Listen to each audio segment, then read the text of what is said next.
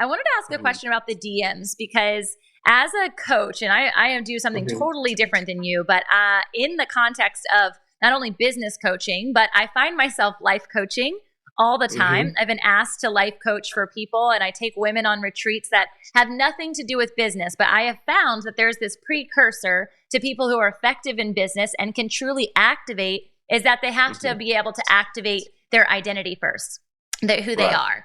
And so when you have all these DMs and you have all these comments and you've got people who are telling you about their perspective on suicide, their potential suicide, or the nightmares that they're having, or the spouse that is dealing with such things, you're not a therapist. And yet I know that you can utilize the word to cut through any jargon in that regard or any enemy's tactics. How do you present yourself in that regard? And what is kind of your methodology around it?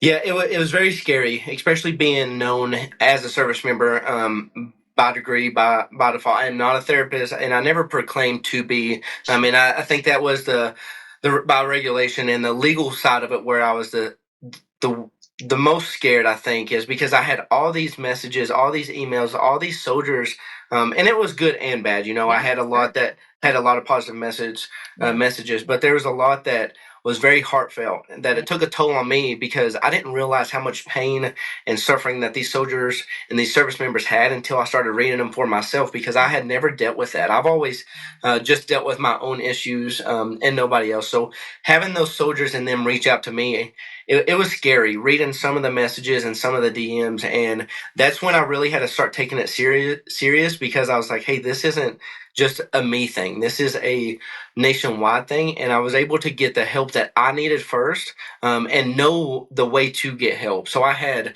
so many outliers that were able to really fill me in on the way to direct soldiers in the utilization that we have in the Army. So after I was able to get the help that I needed, I had so many resources and so many people to point them in the right direction, to get those soldiers, to get civilians, individuals help that I really didn't even know was a thing until I went through the process. So I think going through that process myself and finding that help was able to give me that in my toolbox and my arsenal when somebody did reach out. It's like, hey, this is what I've done. I'm not telling you that it's going to work.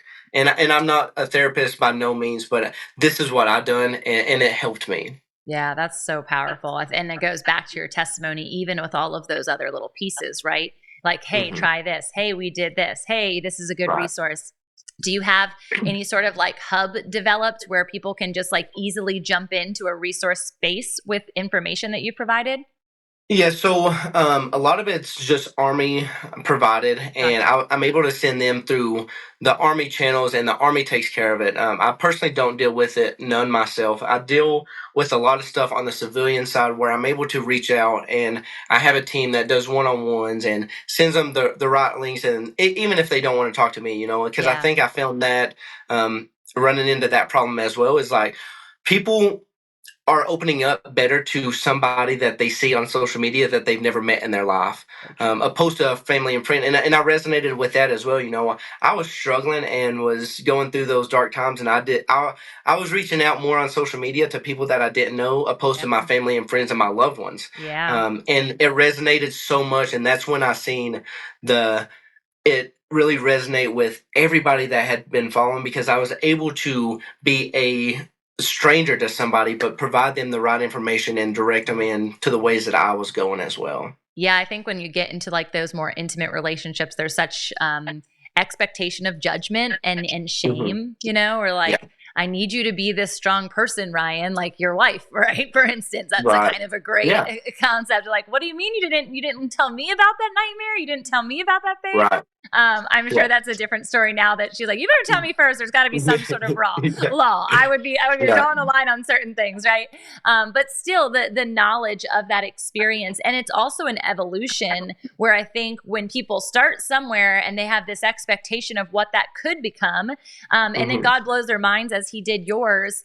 Now, as you look to the future from a vision perspective, how do you anticipate to maintain, if not grow? Like, what are some of the projects that you're working on that came out of what was thin air into this amazing opportunity?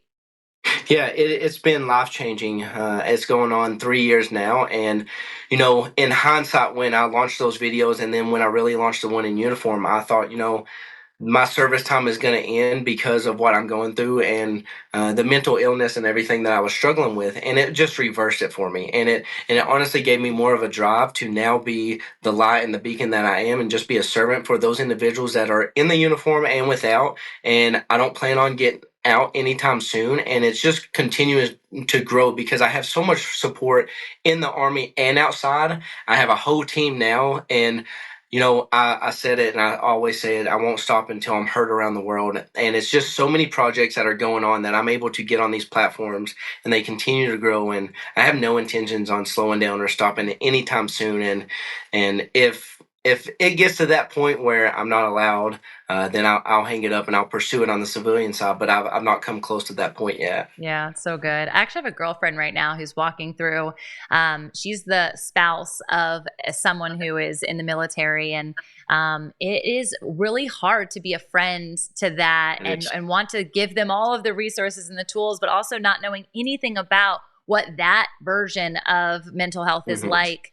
Right. Having, to take guns out of a home and having to do things that are like my heart just yearns for them to have resources, and they actually feel that there isn't a lot, that there's nothing for the spouses who are walking through it. Have you heard of anything in that regard? Yeah, so I've received messages and DMs and emails from children all the way up to individuals that are 80 years old, 90 years old, that are still in the service, outside the service.